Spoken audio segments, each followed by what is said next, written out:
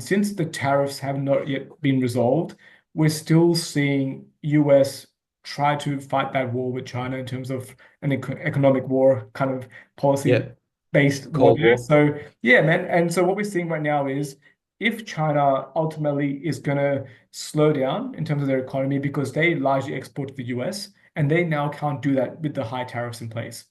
What Yeah, that means is they'll actually import less from Australia. 90% of Australian goods are exported to China. So if China is taking less of Australian goods, ultimately that will lead to our economy slowing down. If our economy slows down, we do have the need for more rate cuts. And that's what the market is pricing in. So the market has priced in an RBA cash rate of around 3% in the next 12 to 18 months. Obviously, what we do is we take that forecast and we understand from a property perspective what markets are most likely to benefit. 100% Sydney is going to be one of them because of the fact it's so unaffordable already and having more cash available is great.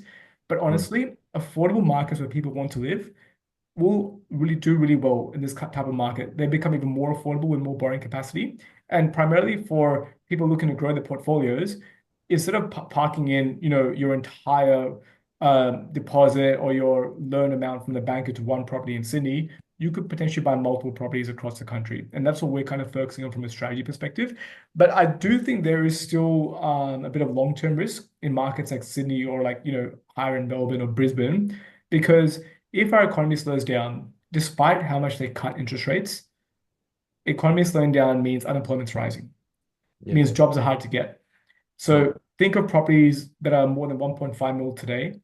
You need a household income of $300,000 just to hold a property with ease. Not even with yeah, ease. I would say to hold the property yeah, and yeah. kind of, get Get through by. everything else. So what happens now if, you've got pressure in your job or there might be, risk to your role in the future, you're wanting to downsize, you're not wanting to pay the mortgage, it's too much of a risk for you.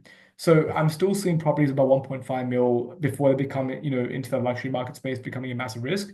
And that's Mm, just to do with what's happening from a global uncertainty point of view.